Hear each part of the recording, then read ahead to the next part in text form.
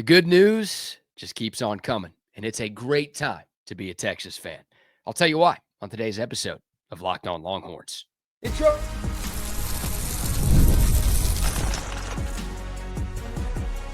You are Locked On Longhorns, your daily podcast on the Texas Longhorns. Part of the Locked On Podcast Network, your team every day. Welcome in. You are locked on to the Texas Longhorns. I'm your host, BK Brad Kellner, Texas grad, Austin local, and longtime sports radio host here in the Lone Star State. Thank you for making Locked On Longhorns a part of your day every single day. We're free and available wherever you get your podcasts and on YouTube as well. Please like, subscribe, leave a comment, and tell your Longhorn friends about Locked On, your team every day. Today's episode is brought to you by Game Time. Download the Game Time app, create an account, and use code LOCKEDONCollege for $20 off your first purchase. And the good news just keeps coming for Texas fans. We've spent a lot of time this week talking about commitments for the class of 2026. Of course, the Longhorns have picked up 5 commits in the last 5 days since the start of last weekend's huge official visit weekend here in Austin. We don't have a commitment to talk about today, but for the second straight day, we have a cancellation to talk about. A cancellation meaning a top Texas target canceling an official visit to another school. Yesterday, we discussed 5-star offensive tackle Felix Ojo, who is the number 1 offensive lineman in the state, also the number 1 player in the state for the 26 cycle. He canceled a visit that he had scheduled for Oklahoma next weekend, June 20th.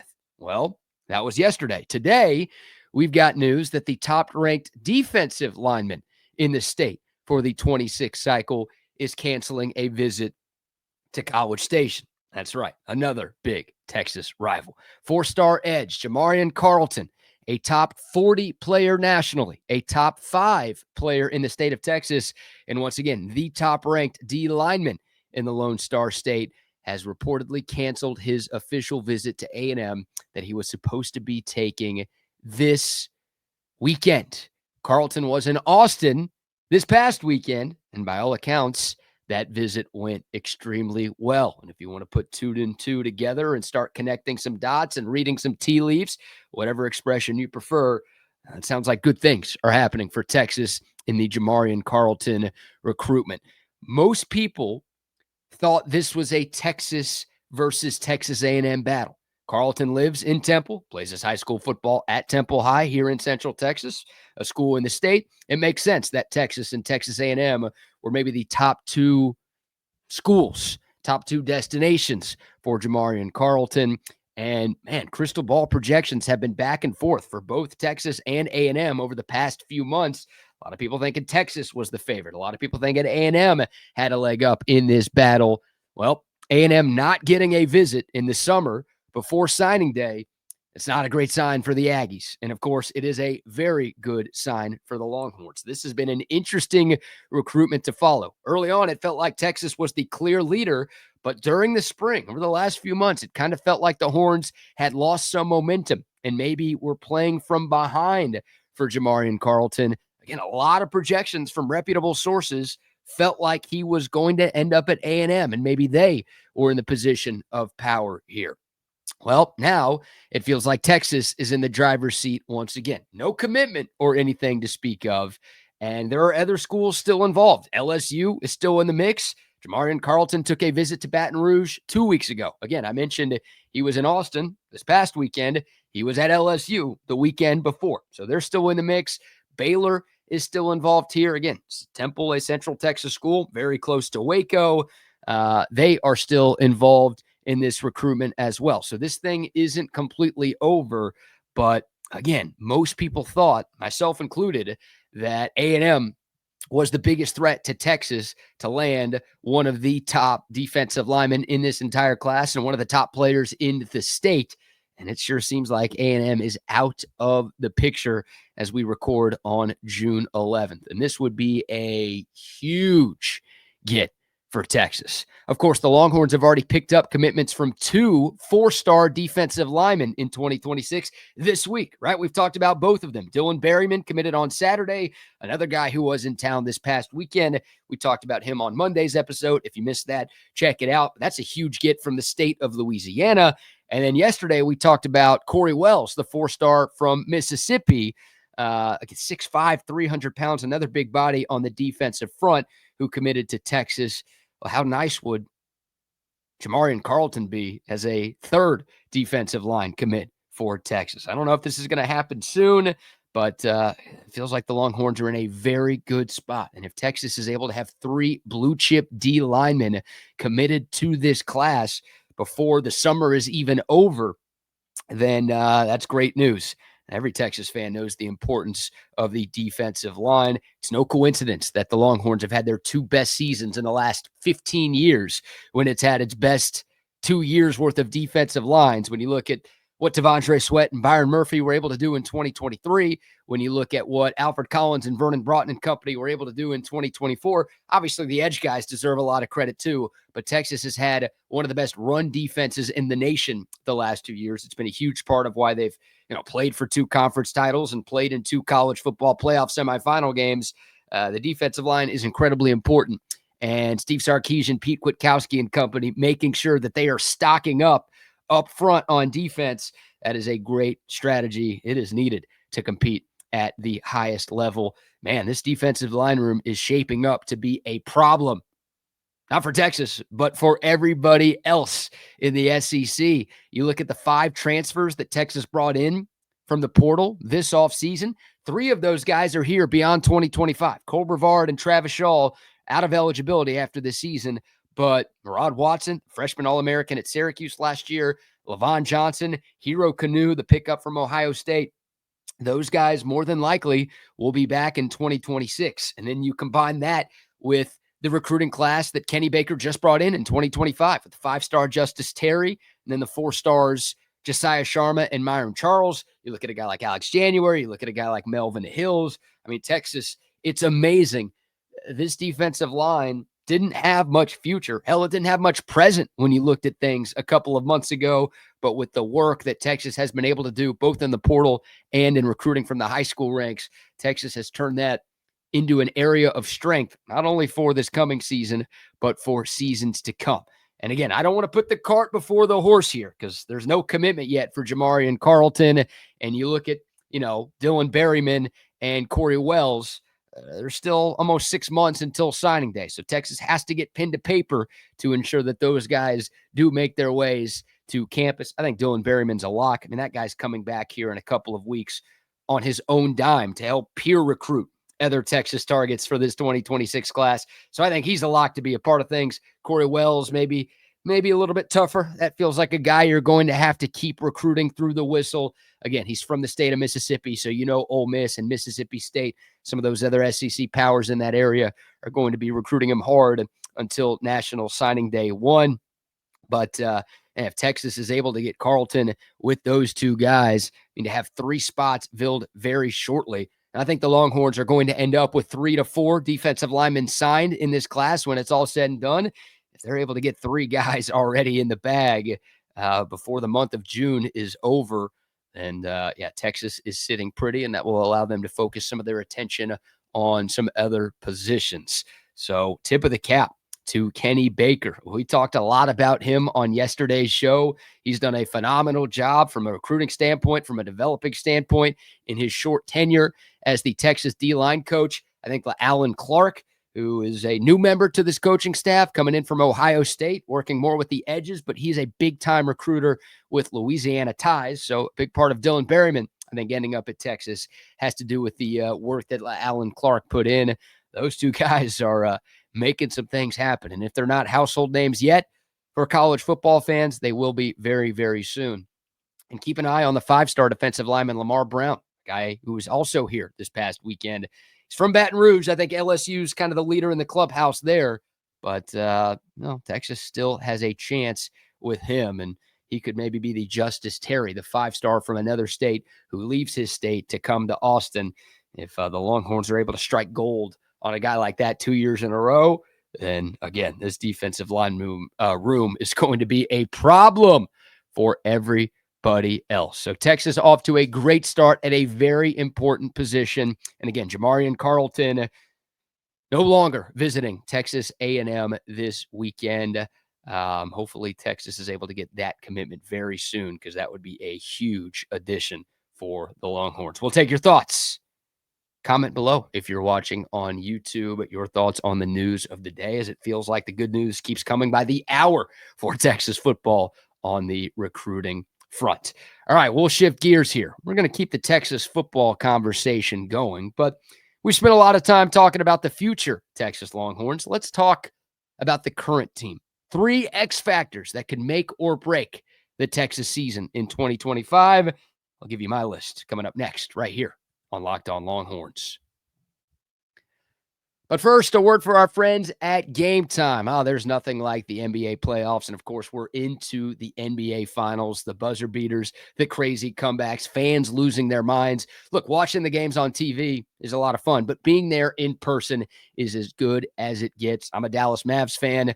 Back when Luka was on the team and times were good, I got to watch the Mavs play in a finals game last year. I went to a couple of games in 2011 as well.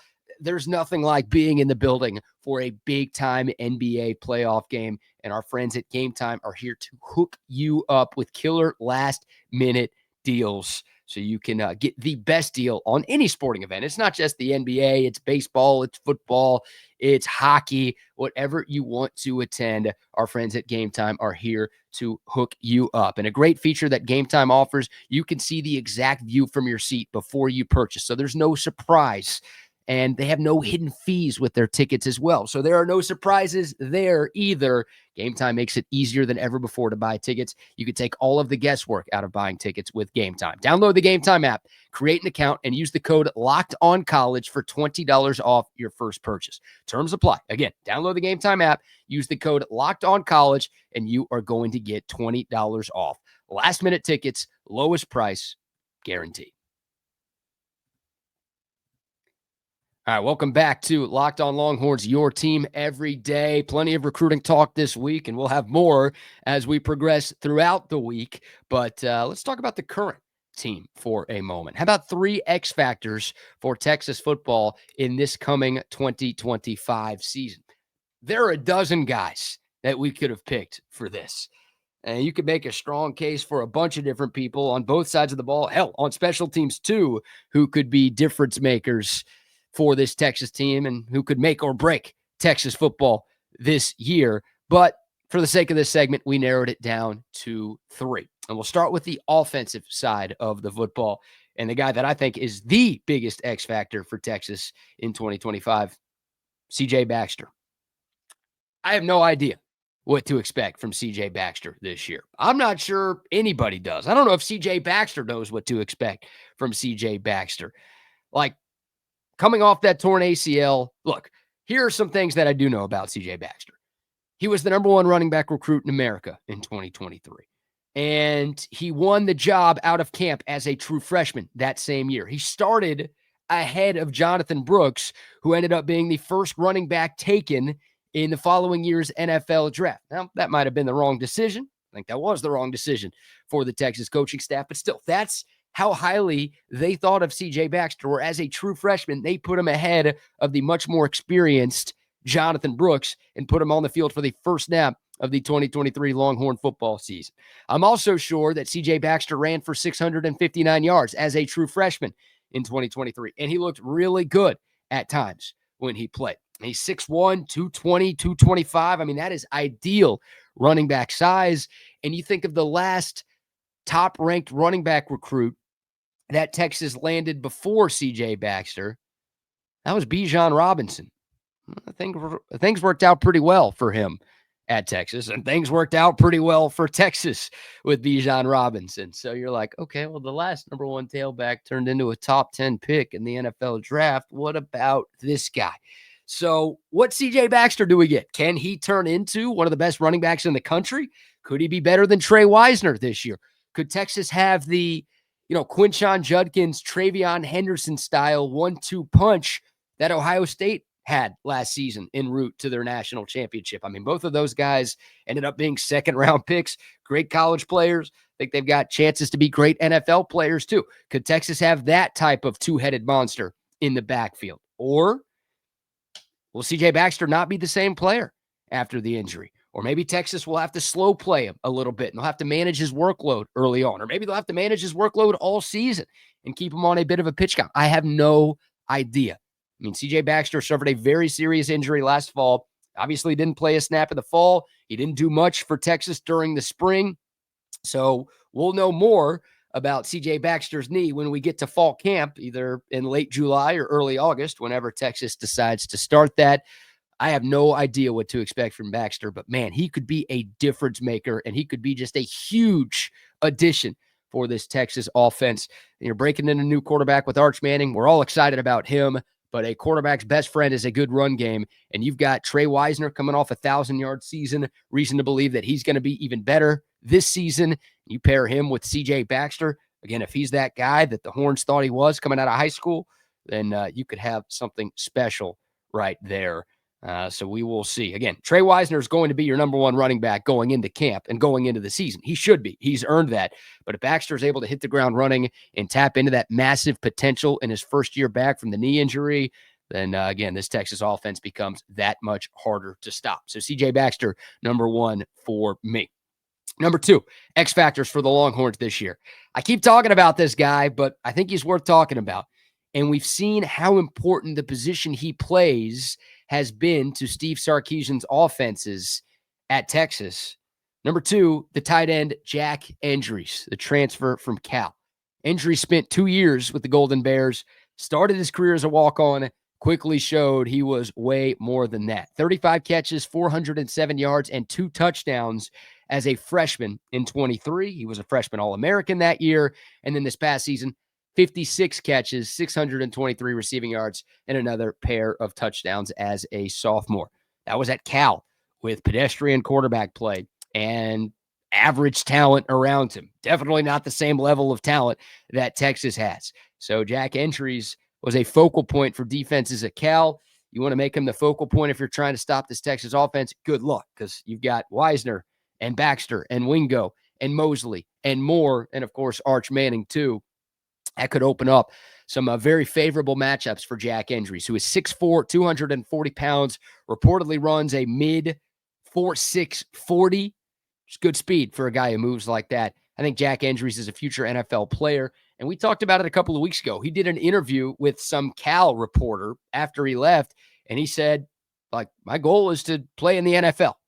And he basically said, without saying it, that he wants to be at Texas for 1 year, do enough in 2025 to go pro and get drafted high in the 2026 NFL draft. Great. I'm cool with that happening. I'm cool with Jack Endries balling out this season and becoming a draft pick next April, because that means he's going to be a huge factor in Texas's success this year. You look at what Gunnar Helm did last year, setting a school record for catches and yards by a tight end in a single season. You know, JT Sanders had 99 catches, almost 1,300 yards, and 7 touchdowns during his 2 years as the starting tight end. Like, Endries is going to fill a crucial role in this Texas offense, providing that security blanket across the middle of the field. Hopefully he can, help Arch Manning with those easy pitches and catches. Hopefully he can help solve some of the red zone issues that Texas has had. They're going to need the tight end to be a difference maker with the departure of Gunnar Helm. Endries' success has a chance to really solidify the Longhorn offense in 2025. So there's number two. We'll go over to the defense for number three.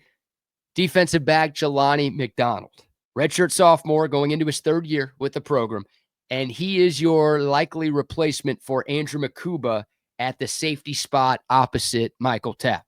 And we all saw the impact that Drew Makuba made. I mean, he was a huge part of Texas secondary's turnaround, going from a outside of the top 100 pass defense in 23 to a top 10, and for most of the year, a top 3 pass defense in 2024. Drew Makuba made big play after big play. He had 4 interceptions. He had huge hits. I mean, he was just an all-around monster on this Longhorn defense, and that's why he was a second-round pick by the Philadelphia Eagles a couple of months ago. Texas needs a guy like that on this defense, and I think McDonald is the closest thing to that guy that Texas has on this roster. If he can be 90% of what Andrew Makuba was, hell, if he can be 80%, Texas will be fine. But if he could be like 90% of Makuba, then Texas is going to be all right. And this will be one of the best defenses in the nation again. And McDonald could be going pro, again, going into year 3. So he's draft eligible after 25. If he puts together a great season, he could be off to the league when this one is all said and done. McDonald has described his play as aggressive, violent, and smooth. I like that. 3 great traits to have as a defensive back. And we've seen that from him in a more reserved role. Now, he played 477 snaps last year, so I almost feel bad calling him a reserve, but he wasn't an every down starter. He did start the Vanderbilt game when Drew Makuba was out, and he had 7 tackles, including 5 solo tackles in that Texas road victory in Nashville. He's 6'2", 205. He's got the size. He's got the length. I think he's got the instincts to be a great player. Now you've got Dwayne Akina coaching him up. Michael Taft has been singing his praises throughout the spring as well. If Jelani McDonald can take that next step and, again, be the Andrew Makuba to this Texas defense, then, the Longhorns will be okay. Because Michael Taft was a part of the defense in 2023 when the secondary stunk. You throw Andrew Makuba in there, and it wasn't just those 2 guys. Obviously, having the Thorpe Award winner helped, but having that other impact safety really made a difference for Texas. McDonald can be that guy. Texas will be all right. I think he has star potential, and he could be the wrecking ball for Pete Kwiatkowski's D this year. So those are my 3 X factors. Do you agree? Do you disagree? Again, I could have picked 12. Maybe I could have picked 20. But those are my top 3 for right now. Would love to hear from y'all, your biggest X factors for the Horns this season. All right. It is list season. Speaking of season, ESPN has dropped the top 25 plays in college football since 2000. How many Texas plays made the cut? And did they underrate one of the biggest plays in Texas history? We'll talk about it next on Locked On Longhorns. All right, final segment on a Wednesday show. It is Locked On Longhorns, your team every day. Yesterday, ESPN released its ranking of the top 25 plays in college football since 2000. Not games, not teams, not players. The top 25 plays in the sport since the turn of the century. And Texas found itself on this list 3 times. 1 good, 2 bad, if you're a Texas fan. The good, we'll start with that. The best play in Texas football history. 4th and 5, the national championship on the line right here.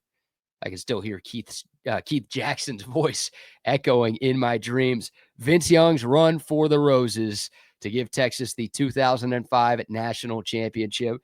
That's on the list. No surprise that that play made the cut. No surprise that it's near the top of the list, but it's not at the very top of the list. That play came in at number 3, which is too low. It just is. Like, it needs to be top 2. You could make a strong case that it needs to be top 1, and I think I would make the case that that is the best play and the biggest play in the sport since 2000. I mean, considering everything that was on the line with that play. I get it. I'm biased, but it's a freaking national championship that was decided on that snap. Matchup of 2 blue blood programs at the best venue in the sport. All of the NFL talent on the field. The fact that USC was going for a 3-peat, and that play ended their dynasty, and it capped maybe the greatest single game performance by an individual the sport has ever seen, not just since 2000. And it was maybe the greatest game the sport has ever seen. All of those things factored in, this play needs to be higher than number 3, right? If you're curious, which now I hope you are, number 1 was the kick 6, the Iron Bowl in 2013. Alabama trying that 57-yard field goal at the end of regulation against Auburn. They miss it short. Chris Davis returns it 109 yards for the touchdown and the win. That was number 1. I'm okay. Like that, to me, those are the 2 plays. Vince Young's run for the Roses and the kick 6 are your clear top 2 here. The kick 6 was nuts. VY's run, as awesome as it was a 9-yard touchdown run. We see those happen. We don't see 109-yard missed field goal return touchdowns very often. Huge rivalry game. If Bama wins that game, they play for a title that year. Instead, Auburn wins that game, and they play for a title that year. Now, they don't win it. They lose to Florida State and Jimbo Fisher. Jimbo. But, I mean, that's so much at stake, even though it was a regular season game. Rivalry, iconic moment in the sport. that one to me belongs in the same breath, and I can live with that one being ranked number 1 ahead of Texas. I think I'd put Texas ahead, but I can live with that. Number 2 was Boise State's heroics against OU in the 07 Fiesta Bowl. And ESPN kind of cheated here. They put the hook and ladder and the Statue of Liberty plays together. Their whole list was best play since 2000, and they put 2 plays together. Look, it's at Oklahoma's expense. I loved that game. We all loved that game. Great moment. And those were 2 iconic plays, and it was one of the most iconic upsets in the history of the sport. But that's 2 plays. Like, those plays collectively are worthy of being super high on the list. And hell, individually, both of those plays could be in the top 25, but neither of those plays are as big as VY's run. And that was a big game, but it was just the BCS Bowl. Texas USC was a national championship. Again, the stakes, the teams, the brands, the coaches, the talent on the field, the celebrities on the sideline. Like, if we're just talking about play, VY's run for the Roses needs to be ahead of Boise State and what they did against Oklahoma. Sorry. Again, those plays belong high on the list, and I very much enjoyed it. And I'll always love talking about that one because we get to rub it in Oklahoma's face a little bit. But VY's run for the Roses should be a little bit higher. If you're curious, the rest of the top 5, number 4, Tua's game-winning touchdown pass in overtime in the 2018 National Championship game against Georgia on 2nd and 26. Took that big sack, found Devontae Smith on the very next play for the game-winning touchdown after Georgia kicked a field goal when they had the ball first. And then number 5, another historic play in another historic upset, Appalachian State's blocked field goal in subsequent return that won them the game at the Big House back in 07 when they were an FCS program. Yeah, that was pretty massive. That was pretty massive. So I'm cool with the top 5, but again, you got to flip-flop the order. What Vince Young did in that entire game, but more specifically on that play, 4th and 5 to end the USC dynasty and bring the first national championship to Austin in 35 years. That puts it ahead of what Boise State did. And for me, that's probably the number 1 play that we have seen in CFB since the turn of the millennium. I mentioned that Texas had 2 other plays in the top 10, but they're bad. And unfortunately, we're out of time. So we're not going to talk about those today. That's going to do it for today's episode. If you made it this far, number 1, thank you. Number 2, please remember to like and subscribe and rate 5 stars and share and leave a comment with your thoughts, your questions, your comments, and future video ideas as well. Always love hearing from y'all. Thank you very much for making Locked On Longhorns a part of your day. For your next listen, be sure to check out the Locked On Portal Show. Brian Smith is talking all things portal. He's also talking all things recruiting, so you can be the most informed college football fan wherever you are. Find the portal on YouTube or wherever you listen to your podcast. We will preview another big recruiting weekend coming up for Texas. We'll talk about that. Hell, we might have another commitment to talk about on tomorrow's show. Who knows? And we'll go around the 40 acres. Never a dull moment covering the Texas Longhorns. And we've got you covered right here on Locked On Longhorns. Thank y'all so much for watching. Until next time, horns up, mics off. We'll see y'all soon. This is Locked On Longhorns.